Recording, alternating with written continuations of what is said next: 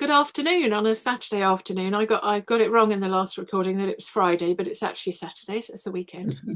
But do we have weekends as full-time writing No. people?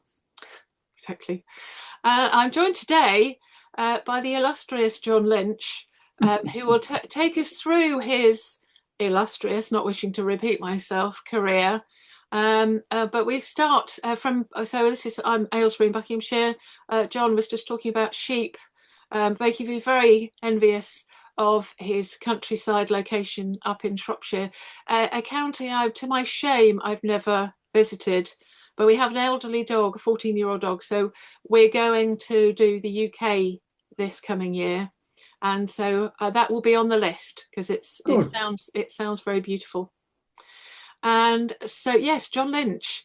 So, can you remember? We always start right at the beginning-ish. Can you remember? Did you enjoy writing and reading at school, or was it? Did you cause I it? did. I did. In fact, I was reading a couple of years before I started school. And I can't explain that. My youngest son was the same. In fact, both my sons were the same. Um, I think if you see people around you reading, and I did as a child, and they did when they were small, it Mm, encouraged you to think that's something that's good to do. absolutely. But how you pick it up, I don't know, because I don't think anybody ever sat down and said, let's go through the alphabet or anything like that. But I was reading from about three. Wow. Mm. And can you remember the kind of things, children's books, or because you do write, your day job generally tends to be non-fiction, doesn't it? No, You my do my day job ghostwriting as is well. ghostwriting, and I write my the thing I write most of is the book of the film. I Mm, work for movie companies, and they want a book when they're making a movie. When the movie goes out, they want a book to sell, right. and I take the screenplay. Mm, Well, I actually take the shooting script and work from that. And so the shooting script might be, well, it won't have very many words in it, and I need to turn that into 80,000 to 100,000 words. So oh, that's what I do most of the time. mm. So, But I also write in my name and a number of other names. mm, I write historical fiction, contemporary fiction, and crime fiction. mm. Because J.J. Sullivan is one. J.J. Sullivan is my crime fiction. Yes, My contemporary fiction is John Lynch. My initials are JR, so for some reason I turned those around and made it RJ Lynch, and right, that's the name under which I write right. historical fiction. Okay. We'll be talking about marketing later because I write as two names. So I have Morgan Mm. Bailey for my crime and my non-fiction, Mm. and then I have Rachel Kavanagh, which just came out. I was chatting with friends Mm. in a cafe, and we were talking about Raymond Carver. And I think I was in the process of reading a short story collection of his, and I just wrote down RC to remind me about something, and then Mm. I just like the names Rachel and Yeah. Kavanagh, and that's Raymond Carver, he wrote fabulous short stories, I think. Sydney. Yes. Our walls downstairs, our alcoves are full of short story collections because I'm sure maybe you find the same. Whether you pick the books that you read for pleasure, whether you're too picky with the thing, you find fault in it, or whether you can switch off and read for pleasure, read I novels for find pleasure. switching off very difficult. The book has to be really excellent for switching off to happen. Mm, So often I'm reading something and I think, oh yes, I see what you're up to here. right. But occasionally, I mean, what am I reading at the moment? Um, there are Rivers in the Sky by Elif Shafik, Okay. and it's spellbinding. And Wow. I know it's spellbinding because I haven't begun to notice where the joins are. Right. And immediately before that, I read the Invisible Life of Addie LaRue, and that was the same. But so often I read something and I think sometimes it gets so bad I think I can't finish this. You know, I can see what they're Yeah. up to. I don't like it. Yes. Um, Because a lot of people will, they'll persevere and then think, but I no, think our time is so precious. Why would you if you're not enjoying something? I used to persevere, Yeah. and and then I thought it's like eating broccoli. As far as I I'm love concerned, broccoli, but well, as far as I'm concerned, broccoli. broccoli is the work of the devil. And for years I ate the stuff, and then I thought, why the hell am I doing this? Yeah. You know, I don't like it. I think No, it's horrible. no. I don't care about the health benefits, Yeah. uh, if there are any. I don't like it, and I'm not going to eat it anymore. And I made Yeah, that decision absolutely. about 20 years ago, and I've stuck to it. Yes. Not a No, not a flourish has crossed my lips wow. in No, 20 years. my And I brother, feel the same about persevering with a book. no, You know, absolutely. you're not enjoying it. Yeah. How much time do you think you've got left? Yeah. Every human life is finite. Some of them last more than 100 years, and some of them don't last very long at all. Some of the people I was at school with were dead at 25. Wow. So you think it's like the Booker Prize, you know. I mean, actually, I've just praised There Are Rivers in the Sky, and that was shortlisted for the Booker. But there was a time when I used to think if it's on the Booker Prize shortlist, I have to read it. All of Right. those books I have to read. And now I think if it's on the Booker Prize shortlist, it's almost certainly not for me. Right. So Elif Shafak has proved me wrong, but Yeah. But it's whatever grabs you. well, yeah, you look at something and you think, do I want to read this? And you get about I like to give something 20 or 30 pages, but if it's not holding me then I think um, I will never read all the books there are No. in the I'm English language. Never. I'm this yeah, I'm the same with television. There's so Yeah. many. Netflix keeps emailing me and saying, well, because you watch this, there's this, and Mm. I just don't have time. Most of the time, any TV I watch is downstairs in the evening, because you can't Yeah. do like even admin. If I'm creating a page for somebody, I still have to be concentrating on the words. So then I tend to have the radio on. Yes, I think people would find the situation we have in this house odd because in the summer it's fine because I can sit outside in the sunroom and read. But it's too cold and horrible to do that at the moment. So Yeah. I sit in the sitting room with herself over there, Mm. and she is watching television and I'm reading. But because I'm reading, she's watching television and listening to it through headphones. Oh, So that's how it works here. a good idea. Somebody was talking to us a while ago about I can't remember who it was, but they were talking to us about some actor. Mm. Um, and he was obviously a very well-known actor, you know. And I was saying, well, you must know, you know, he was in, and my love object laughed and said, if he doesn't play snooker or rugby, John's never seen him. Yeah. Yeah.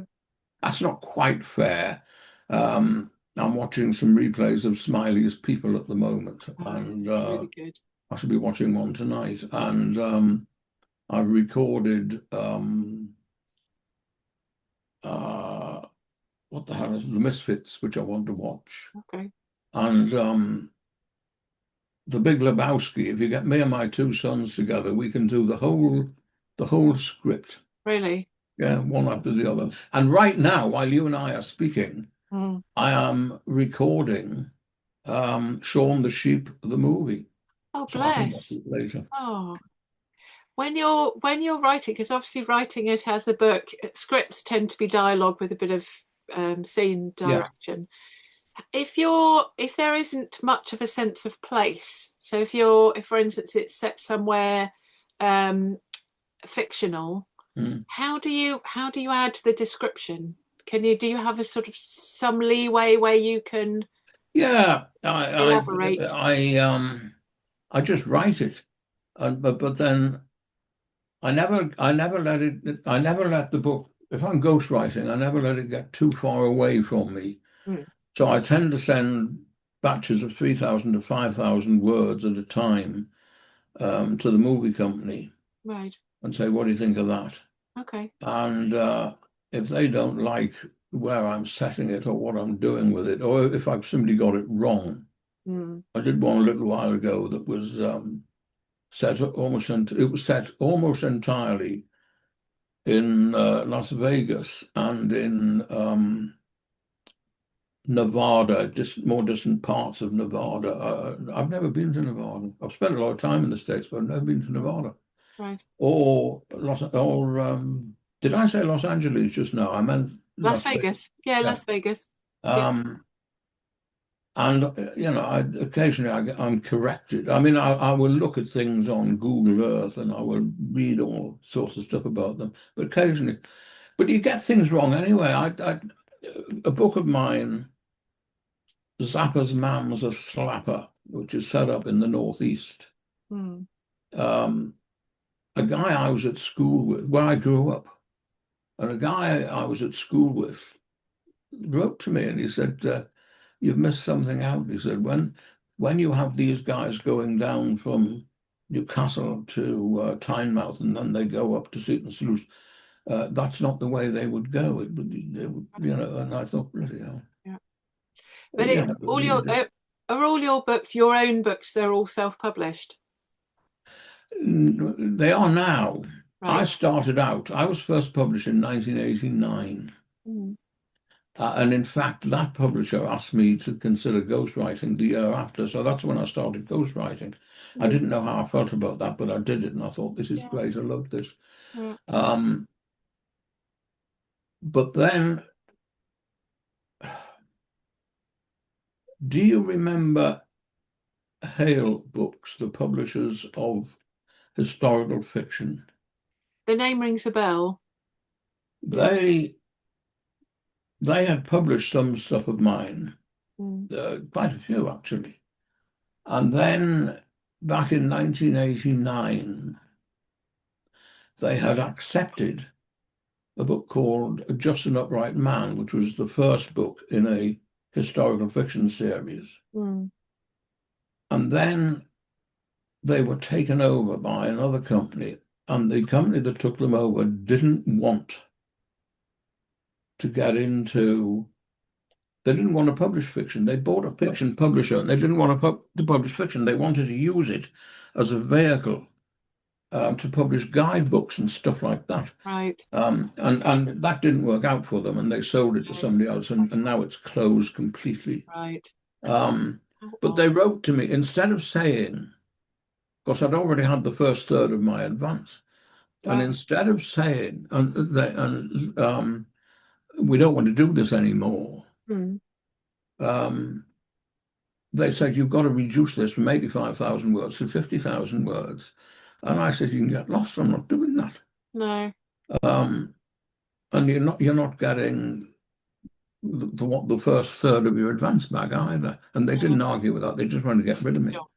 And Right. at the same time, I was having an argument with another, not an argument, a discussion Yeah. with another publisher about a book called, well, about Zappa's Mam's a Slapper.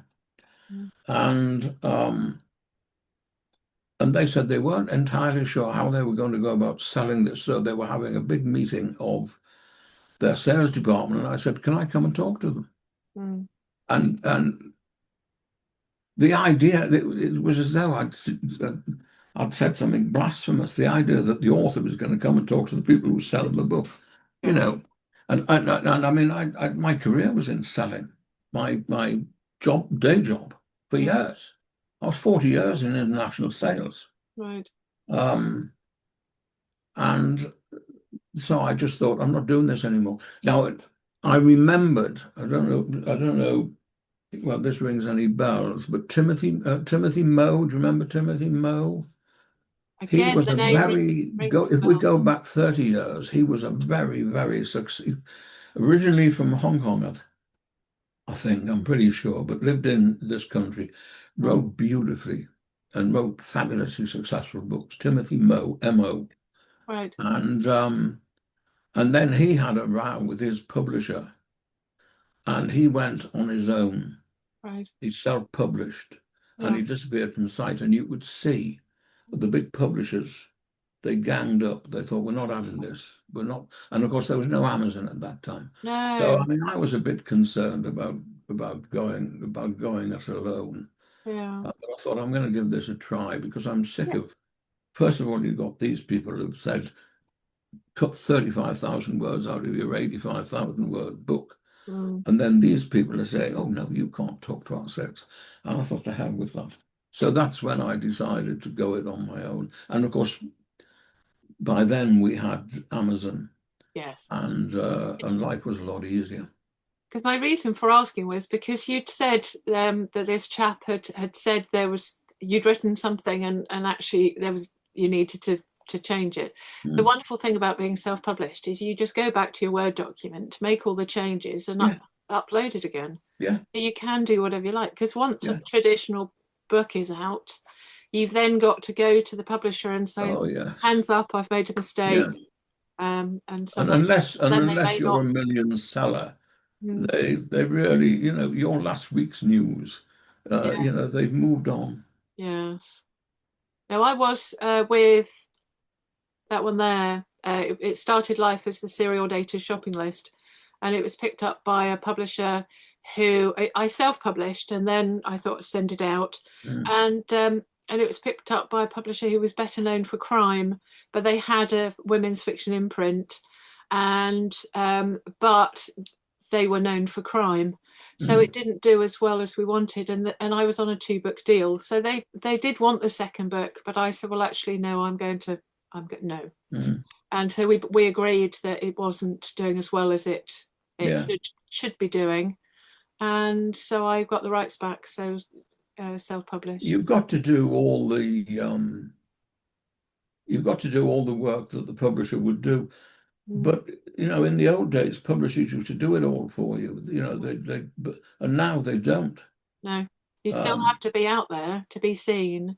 you've got to do all the marketing. You've also got to do, I some months ago I was reading a book published by Penguin, Mm, and I thought this hasn't been anywhere near a proofreader. really. The number of errors in this are colossal.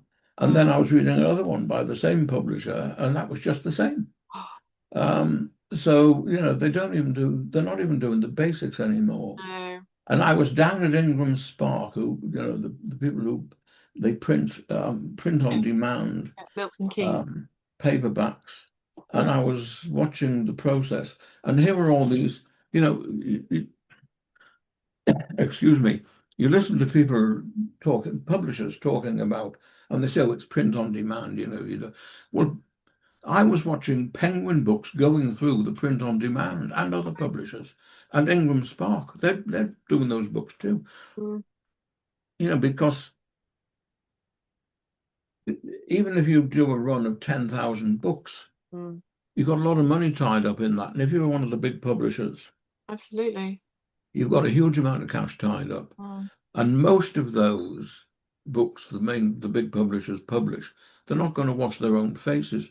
So they're going to end up pulping a yeah. lot of those books that have been. So yeah, they use print on demand. They don't like you to know it, but they do. Mm. And I do. And I've done the tour because I used to live in Northampton. So when I first looked at indie publishing, I went to the day where you get what wined. I say wined and dined, but I think you get a buffet and a piece of sandwiches cake, and yeah. some juice and coffee and things Yeah. like that. But it was really interesting seeing how it's all done. I'm Yeah. not with Ingram Spark. I've kind of held off because I've heard pros and cons before and against it. And so I'm just Amazon and Draft to Digital, as Draft to Digital puts it out there. Well, But that's just with the ebook. I don't think I've got paperbacks anywhere else, which I can. yes, I like to do paperbacks through someone other, through Amazon, yes, but also through someone else because somebody goes into a bookstore and they want to buy your book. If the bookseller finds it's only printed by Amazon, they'll say, no, we They can't won't. get that. No. Well, the same book, the one I pointed to earlier on, Yeah. that Waterstones, because that's set all around Northampton, and so I don't normally have a marketing head on, but the top one is Serial Data is set all around Northampton, and then the one below it, the follow up, is set all around Tring and Hemel Hempstead, which is an area I knew really well because my mum lived in Tring, and I'm not that far away now, and so I thought I could then go because they were set in different places. I could then market them at different WIs that they'd have that appeal, which has worked. However, Waterstones wanted it because it was set around Northampton, but they said that it was then the publisher very kindly reduced the price as far as they could go, but then you've got the publisher and Gardners, and then Waterstones want their, I think it's either 45 or 55% markup, and the publisher said we can't put it any lower, we'll make nothing, and we'll actually probably run at a loss if we do it. And I said to the lady at Waterstones Northampton, I'll buy them, I'm more than happy to buy the author copies, and then you can have them to make your 45-55%. And she said, oh no, we can't do it like that because you're not an approved supplier, so you can't win. And they really don't like, understandably they don't like Amazon, because I know of somebody who actually owns a publishing company who will go into Waterstones, and he'd openly admitted it to me anyway, that he goes in and he looks, finds a book he wants, and then goes on Amazon, and if it's cheaper on Amazon, which invariably it is, he'll order it there and then while in the bookshop. Yeah, yeah, yes. I don't blame him. But if somebody wants to buy it from a bookshop, excuse me, I do best as far as bookshops are concerned. I do best with the relatively small independents because they're only looking for it. They don't expect a discount of more than 30%. Right. And I say, well, you're not going to, I don't accept returns. No. So they'll only buy them when somebody orders one. Sure. But they will do that. But people like Smiths and Waterstones, no, can't compete. No. But you're lucky if shops will take it. So I was chatting to a lady. I top up the local book swap libraries around Aylesbury, which is how I found out really that we have such a really good reading community. Hence the festival. And she said, oh, I was chatting because I was topping up the book swap in Tring, and she said, oh, I'm a local author, and I gave her my bookmark. And she said, I've tried to get in all the local, and she named a few of the local bookshops. She said, I went into one, and she said, I won't tell you which one it is, but I went in there, and she started off by saying, hello, I'm a local author. And the person, and she mimicked this, she said, nope, don't want to know. And if you do that to a local author, you're not going to get anywhere. We do have there is a bookshop an independent bookshop in Tring, which is great, and they do support local authors. They have some events, and Ben, who runs it, came out to our local writing group and did a wonderful talk on it. And they do have a local authors section, but it's very small. It's right at the back of the shop on the lowest shelf possible. So again, you think, but the trouble is the money is in the top 100. Yes, of course it is. I mean, the independent that's nearest where I live, they don't want to know. No. And I understand that because it's a making money as a bookseller is a tough business. Really hard. Yeah. And because really most of my earnings come from the movie companies. I don't let it worry me. But no. I will say I don't use that independent bookshop. No. Yeah, you don't want to buy my stuff. I get it that every inch, and these bookshops aren't huge either, usually, and every space counts. I had a friend who worked in Chorley Wood Bookshop, and they have similar to the racking I have behind me. Right. They had all their shelves all the way around the shop, around the shell of the shop, were just the height was exactly a normal traditional book, the Yeah. 6 by 9, the bigger of the old 5 by 8, Yeah. 6 by 9, and they couldn't take some of the. They were supportive, but the back in Lightning Source, who I think Ingram was or swallowed up. Lightning Source, their books were slightly taller, and Amazon can be a bit like that, where their books are slightly taller, and they couldn't take an indie author's book because it literally wouldn't fit on the shelf. They were that snug that it was too high. It was a fraction Yes, too high. I think that's really the American thing. You know, American books, American paperbacks are bigger than ours, Mm, and that's what they want to produce. yeah, And I'm used to that because I worked for quite a long time. I was international sales director for an American company, and I can remember, you know, I'd go to Iraq and get a decent sale out of Iraq, you know, worth a sale worth a lot of money. sure. And I'd send this in, and they'd say, I'd get a call, you know, why the hell do they want this presented like this? You know, we Mm, ship to Kentucky, and they don't want it. You know, I think this Iraq isn't Kentucky. no, very Don't far from. don't make me laugh. Yeah, Well, I'm not laughing. Um, so I'm used to that. You know, this is the way we do it. So why doesn't everybody do it like yeah, this? yeah.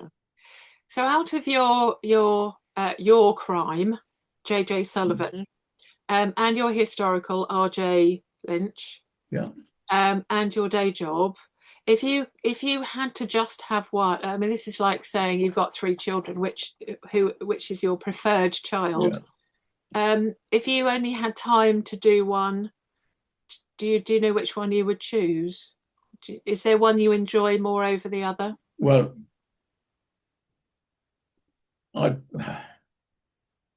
if I was going for what I really enjoy most, I'd probably go for the historicals. Okay.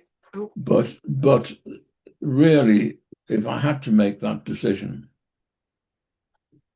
I probably would go for the book of the film, Okay. simply because um, I can't get I don't want to get around as much as I used to. Mm, I don't want to, and you write the book of the movie, you send it off. I mean, you're discussing it all the way along. mm, Um, but when it's done, you send it off, you collect the rest of your money, goes in the bank, mm, and you're ready for the next thing. yeah. You don't have to get involved in all the marketing. And I used to love the marketing because, you know, selling was what I did for years. Yeah. Um, but now I have to think, you know, there's a festival up in Newcastle, which is where I grew up. Mm, Do I want to go there and sit on a panel? And a bit of me thinks, yeah, that would be great. But yeah. most of the people I knew in Newcastle aren't there anymore. Right. Some because they're not anywhere anymore. Yeah. Um, I used to go up there once a year and have dinner with a couple of guys I was at school with. Mm, So I don't particularly want to do that. yeah. But That I Newcastle, did. But is that New the things I really enjoy are the historicals. is that Newcastle Noir? I think there are probably Yeah, other festivals. yeah. And I just don't want to do that. No. Um, I'd love to. Yeah. Philip Larkin was asked, you know, because he so to say never went anywhere, and he was asked, "Wouldn't you like to go to China?" Okay. And he said, "I wouldn't mind going to China if I could come back the same day." Yes. And That, really, that's how I feel. If I could just wake up and be there, yes. it would be great. I'd love to. And my accent would really, whenever I get back to Newcastle, you know, I become much more Geordie than I am now because I Yeah. haven't lived there really for, well, for a very long time. Mm. Um, but it's more than 60 years. Um, and it would be great. And I love hearing that accent, and that's my tribe as well. I feel, Yeah. but I'd have to get on the train or drive. It's a Mm. long way. Yes. It's a long way back, Yeah. and I just think uh, I don't want to do it. I know that's 20 years ago, even 10 years ago, Mm. I was different. 10 years ago, I was still going all over the place to festivals, sitting on panels, Mm. talking about my book, Mm. chatting to people, selling books. Yeah. Um, it's much more difficult now. Is there a book of the film that really stands out to you? I mean, it sounds fun that you're doing Shaun the Sheep. That really sounds fun. Yes, And that's not the kind of movie I write, though. no, but it's because the thing about Shaun the Sheep is that that's already set up, so you don't need to see much. It's a bit like writing the 50. I don't know how many she's written. Anne Cleeve's the 15th Vera book. Yeah, She's already got the team. She knows the area and yeah. so on. So presumably it makes it easier because it's already got the franchise. But do you have? I mean, this is asking again, almost pick a child. Do you have a book of the film that really stands out that you've written over the years that you've been doing this that you enjoyed the most? No, and this is where one of the funny things about ghostwriting comes in. You've got to remember, I've ghostwritten nearly 80 books now. Wow. And a couple of times I've started to read something and I thought, this seems familiar. And I've got about 10 pages in, Mm. and I thought, "Yes, I wrote this." Oh, Yeah. how funny. And so, no, How funny. that's one of the things about that kind of ghostwriting. Mm. You move on. Excuse me. Yes. You switch. Oh, Oh, excuse me. thank you. You finish it. I mean, not very long ago, I did 3 books Oh. for a science fiction franchise. Mm. Excuse me. I don't know what's in the air. Oh, I do suffer very badly from hay fever, but we're not out of January yet. no. Um, but there aren't any. One of the great things, one of the great things about the kind of ghostwriting I do is you finish it. They've got their own marketing department. I don't have to do anything. Yes. So you close it and you move on. And once or twice, I've had somebody come back to me for whom I wrote something 7, 8 years ago. Mm. And, they're greeting me like an old friend. Oh, And I'm thinking, what the hell did I write for this? right. Yeah. And it can be embarrassing. Yeah. So with it, Particularly if it's obvious, and once or twice it has been. so with your own writing, who sees it after you when you finished it? Your crime and your historical. I Who's? have a couple of editors that I regularly use, Oh, and for them I'm looking. One of them really is just there for proofreading, mm. and one of them I'm looking for what have I missed? What have I um, forgotten? What have I got wrong? I've said this and then I've said that. And in book 2, I said this, and now this is book 3, and I'm saying that. Right. I need some. And then when they're finished with it, I have a number of beta readers. Mm. Or if I was American, I suppose I'd say beta readers. I prefer beta readers Absolutely. who go through it. And I always say to them, look, don't tell me you loved it. Yes. Right, I've got family and friends for that. That's I want exactly. to know what's wrong with it. I want to know how it can be improved. Um, I want to know what irritated you, and I get that. Yes. That's good. Um, and then I rewrite the thing based on what all these people have told me, Sure. and then it goes for publication. No, that's so important because the last thing we want is for an Amazon reviewer to pick something out, and then Yeah. it's on your page and it's there for everybody else to see when it Yes. could have been caught before then. Yes. I mean, as far as typos are concerned, you never get them all, No. but you want as few as possible.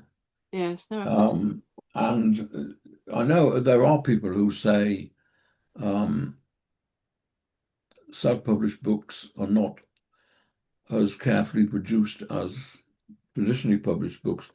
I think the opposite is true. There are a lot of self-published books out there that never should have been published. Mm. Um, but there are a lot of very, very good self-published books, Mm. and those almost invariably are better edited Mm. and better proofed than anything these days you're seeing from the traditional publishers. Because publishers have a detachment, inevitably. Yeah, Anybody who isn't the author has a detachment to it. yeah, yeah, So it's in our interest, it's our babies, and we yeah, want to make sure that it's like sending a child off to university, yeah, that we want them to be as prepared as possible, uh, yes. so that And we want them doing the right course too. exactly But don't get me started on that. right. So you have three names. Do you have three profiles on online, or is it just John Lynch? No, I always own up that, it's me. Yeah, This is who I am. I write under these different names just for branding, I suppose. yeah. The police things. The, you see, I talk about crime fiction, but some of the books I write as John Lynch are also crime fiction. They're about crime. They're about criminals. Mm, Um, when I say I'm writing crime fiction, what I really mean is I'm writing police procedurals. right. Um, uh, you know, Sharon Wright Butterfly is one of mine. Mm, Wrote it as John Lynch. Sharon is born into a very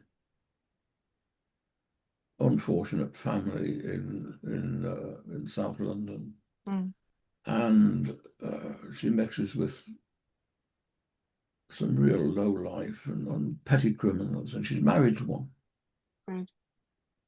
Um, and the log line for Sharon Wright Butterfly is nobody cares about Sharon except Sharon, Right. because she decides she's going to get herself out of this milieu. She's going to have a different life. Mm, Um, and the only way she knows to do that is through crime. right. And she sets the young fellow who thinks she's in love with him. Right. And what I say about Sharon is she loves like a female mantis, knowing that when she's done with the man, he may have to die. Right. And she sets Jackie Goff up to steal £400,000, and he thinks they're going to share it and live life together. Yes. You see, her husband's already been bumped up, Right. and I mean, Sharon has no intention of sharing with anybody. Yeah. Um, so it's a crime book. Mm, Darkness comes. This guy leads a life of crime. mm, Um, but that's not really what the book's about. But it's in. I mean, in Darkness Comes, we're talking about a guy who's reached his 70s, and he has a heart attack mm. in unfortunate circumstances, embarrassing circumstances, because there's someone in bed with him who shouldn't be in bed with him, and Oh, that's when he okay. has the heart Romantic. attack, and he has an out of body experience, Mm, and he finds himself moved. He's in a hotel in the Canaries, and he finds himself moved into um, into the bar of this hotel, and there's a chat show going on, and which he is the main, and the chat show is really a sort of supernatural um, court hearing. Is being tried for his immortal soul. So it's a crime book, but it isn't. wow. The whole bait. I mean, I told you about Sharon, and she lives like a female mantis. Right. Um, the question with darkness comes is, if God made man in his image, Mm. and if man isn't the nicest person you ever met, excuse me if that sounds Irish, Right. doesn't that tell us something about God? Yes. And that's what the book is actually about. But it's based on somebody's life of crime. Mm. Zappa's mum's a slapper. Billy, in his teens, goes to prison for a murder he did not commit. Mm. Um, but it's a coming of age book, and it's a book. The log line of Zappa's mum's a slapper is, it isn't the cards you're dealt that count.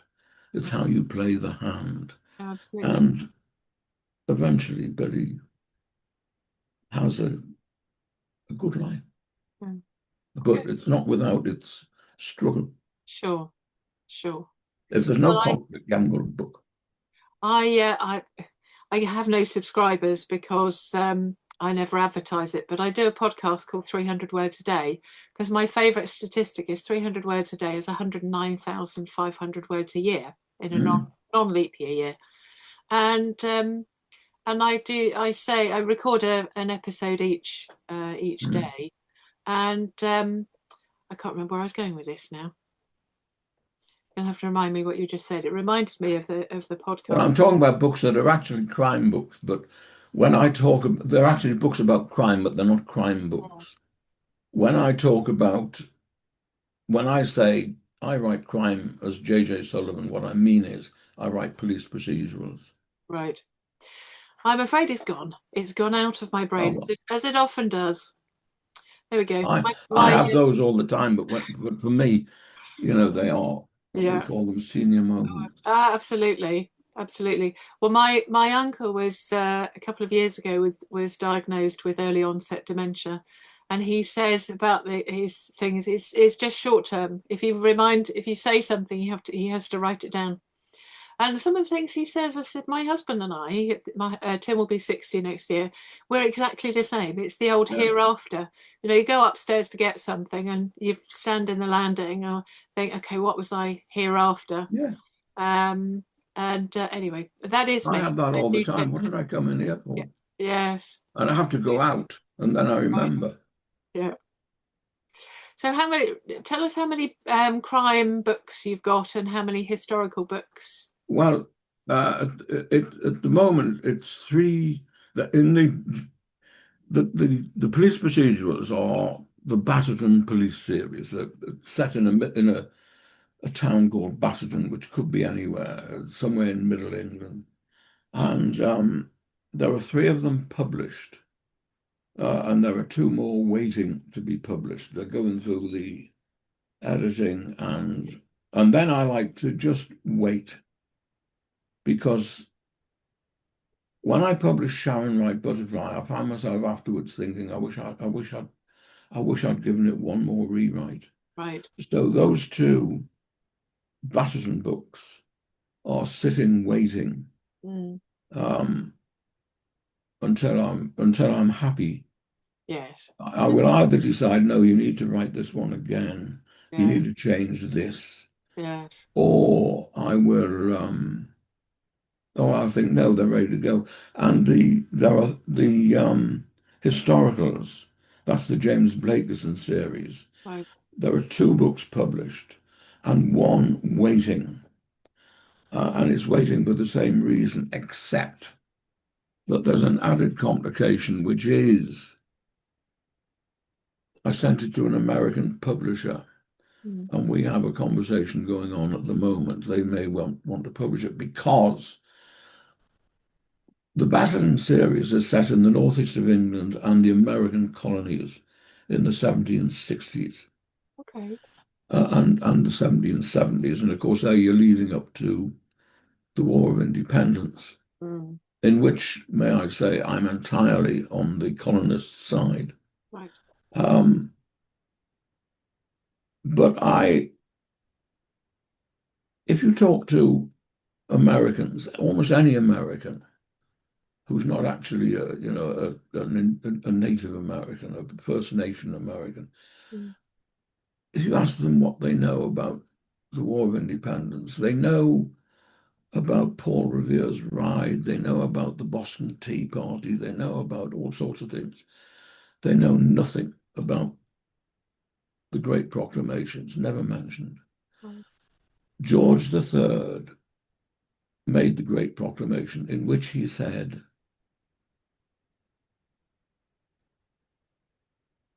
the colonists cannot move west of the Alleghenies. That land is already populated. It belongs to somebody else. You Yeah. can't go there. You've got to Right. stay where you are. And they weren't having that. They weren't having it. Mm. You know, as far as people like George Washington was concerned, Mm. all those people west of the Alleghenies, who George III said this land belongs to them. Mm. As far as the colonists were concerned, they were savages. They Right. didn't understand how life should be lived. They had no conception of the idea that land could belong to somebody. Land was just there, Yes. you know, and they weren't entitled to keep this land. And that was a major influence Mm. in the War of Independence. Now, the American publisher I've sent this to is in two minds. He says, you know, this could be a breakthrough, Mm. or it could bring what, forgive me, but the words he used were, he said it could bring 57 varieties of shit down on our heads. They said, not just your head, our head, Yes. because right now we have somebody in overall charge Mm. who might just be furious that Right. somebody has. So Yeah. I've got to go book through three their in the people. series, which is called The First Greeners in America, is Mm. on hold while they decide whether they can get up their courage. Yes. Now, the 250th anniversary is about 6 months away. So Right. fairly soon I'm going to have to make a decision. Do I leave it with them Yes. to make up I their missed mind? that. Or do I think, well, to hell with you, I'm going to publish it. Yes. But if I do that, I'm going to have to market it. That's the thing. See, my main profile is Morgan Bailey, Mm, but I have a page as Rachel Kavanagh. mm, And every now and then I'll notice on my when you go to switch profiles, because I have a page and a profile as Morgan mm, Bailey, that I've got new likes or something as Rachel Kavanagh. mm. And I am kind of thinking probably because I only did the because it's a different genre and a Morgan Yeah. Bailey can be any genre. Mm. So but I'm kind of fond of Rachel Kavanagh. So whether I don't know. It's a first world problem whether I keep Yeah. Rachel Kavanagh and have Morgan Belly, but it Mm. does mean that you have to market two names. Um, Yes. but they're both on As I Amazon. say, I make clear in all cases, Mm, look, this yeah, is actually John Lynch talking to you. yes, exactly. You know, this is the life I've led. Yes. Um, I've lived and worked on every continent except Antarctica. Wow. Um, I've done this, I've done that, I haven't Yeah. done this. Yes. Don't want to do that. Just, We've got your covers behind you. Um, yeah, do you have the same person to do covers for your crime and your historical, or do you use different people? mostly yes. Mm. Yes, mostly. I say mostly because in the early days, I used um, especially one particular firm, and now I go to a woman she's Australian, but she lives in Greece. You Okay. may know who I'm talking about, and I'm putting it in those terms because I'm Right. struggling to remember what the hell she's called. Okay. I'm sorry about that. No, it doesn't And I find immediately her very good. doesn't mean immediately. I can add it to the description once if you do let me know. Mm. I find her very good Yeah, and quite receptive. good. When you're Um, when you're writing, yeah, do you write? Obviously, you've got a deadline with I your have. Yeah, work, your books for the film. yeah. When you're not doing those, do you write, say, for instance, if you're working on a historical at the moment, do you have to finish the historical and then go on to the crime? So you're alternating? Yes, I can only write one book at a time because Yeah. I get totally absorbed into it. Mm, And there were times, I mean, I tend to get up in the morning quite early mm, and probably start work by 6 o'clock, right. having eaten breakfast. Yeah. And I have a proper English approach to breakfast, by the way. Mm, And then I work through, I have a break for lunch, but I work through until about 3. right. And then it's the creative juices have all dried up then. Yeah. That's hopeless. And then I'll go for a walk or a bike ride, a cycle ride or something, Right. for the exercise. Yeah. But I go downstairs from here, and on occasion I'll be met with, what time are you in? And what place are you in? Because I've got something I need to discuss with you, and if you're in uh, County Durham of 1780s, then, there's no point. And that's when I say, look, I'm going for a walk. I'll come back. When I come back, I'll be in the 21st century, Yes. and I'll be here. Yeah. So that's how that works. Right.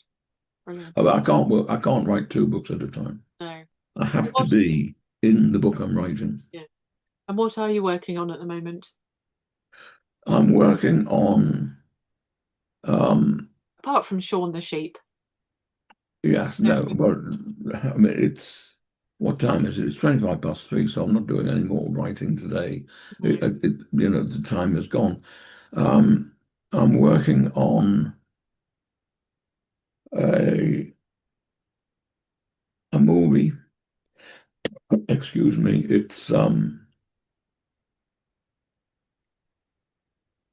The tone is mythic. That's all I'm going to say about it. Okay. It's got the book would have my name on the cover, which they don't usually. This is Okay. something new for me. Yes. I'm so fed up with people saying, "Well, what have you written before?" And I'd say, "Well, it was a non-disclosure agreement." Yes. So, most of what I get, most of the ghostwriting work I get is from customers I've already had before. Right. Um, so I said to these guys, "I'm going to charge you this amount, Mm. but if you put my name on the cover, I'll reduce that by 2,000 quid." Okay. And they said, "Yes, that's fine." Okay. Um, That's good. Do you appear in acknowledgements at least when you're ghostwriting? uh, Not. Quite often, just but it will just say, offer me great help or Yeah. did this or did Right. that. Yes. They don't say he wrote the bloody No. book. Exactly. And if you're writing a book for a person, which I very rarely do these days, Mm. I'd have to really want to write that book. But the person frequently forgets Mm. that you had any part in it. Mm. Yes. And I do that if I really, really, really want to write the book. But that means it's not going to be the memoir of someone's life, No. and it's not going to be Perhaps you. how to run your business. I'm not interested. Yes. I've done all those things. When I was starting out, I did all those things, Mm. but don't want to do them anymore. No. And rightly so. And rightly so. It sounds Well, like I, it I sounds like you're lived a so busy life anyway.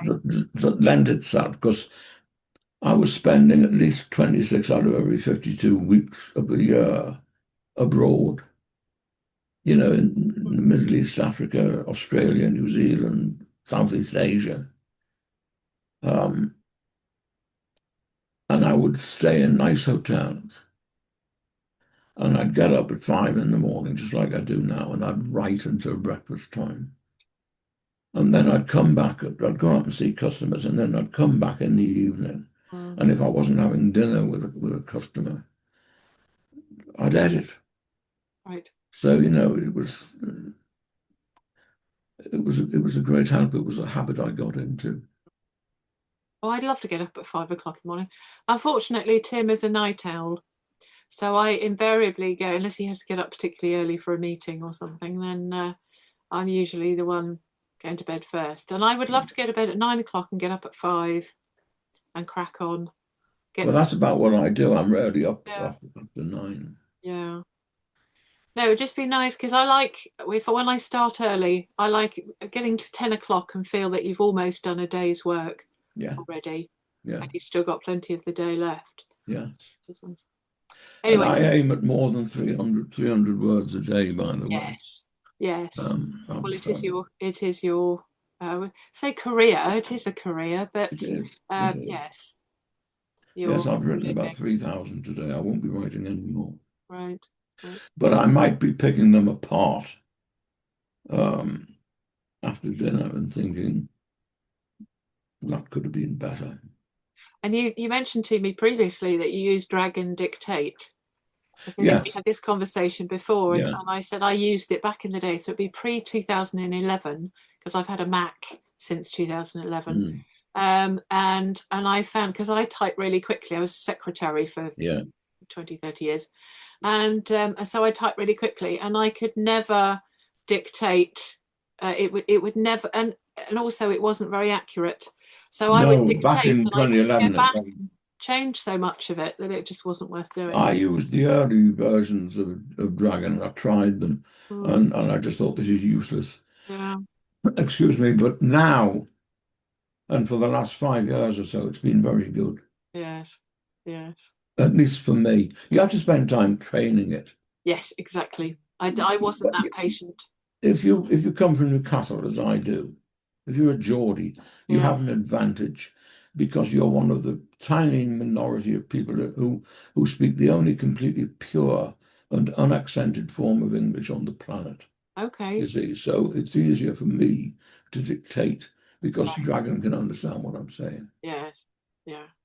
And presumably there are American versions and English versions, so it's used. I don't know whether there are or not, whether it's designed for a UK voice. Because I have a Kindle Fire, so Yeah, whenever I'm editing or I'm a client's novel or going back through my own, I drag and drop to my Kindle Fire, and it has text to speech, yeah, and you can choose the voice. So I have Kate, the English lady, who reads it back to me right. in an English voice. No, I haven't noticed that. Right. Most of what I write, I mean, the stuff I write for me, Mm. the historicals, actually, the latest historical is written in American English, Right. but most of them and all the contemporary fiction and the police procedures, they're all written in UK English.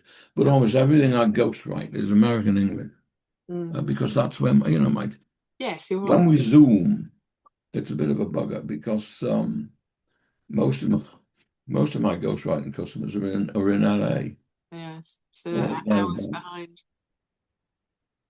Yeah. Yes. So they're 8 hours There, behind. there goes your early night. No, they understand. They're very good. Right. And usually In they early get morning up for them. earlier than they might if it's a Yes. weekend, Yes. or earlier than they might anyway if they go in the studio or whatever. They'll Sure. speak to me before they do that, Sure. unless we get into one of those committee jobs, and then and Hollywood is very keen on committee jobs. Right. Right. I'm not. Well, it's been an absolute pleasure. Thank you, John. Well, thank you. And hopefully we'll see you on a mini. I don't know if you know about the Monday mini fests.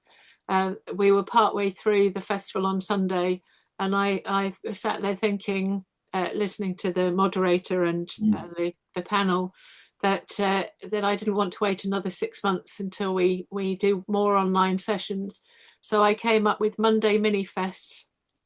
So this coming Monday, the moderators from last Sunday will be my guests, so they can talk about them and their writing. Mm. And then a fortnight after that and thereafter will be these Monday mini fests where we have a different topic. So the first one is ideas, and then we have subsequent ones on plotting and pantsing and Yeah, I'd certainly be interested political in blends. that. Yeah, so I'll send you the link and then you Yeah, can do. choose which suits you. All Do. right. Thank you again. I Enjoy shall the leave rest of you. your day. Thank you, and you. I'll leave you to your editing. I'm Thank going you, to go and John. check on Good Shaun one. the sheep now. Okay, absolutely. Thank you, John. Bye bye. Bye.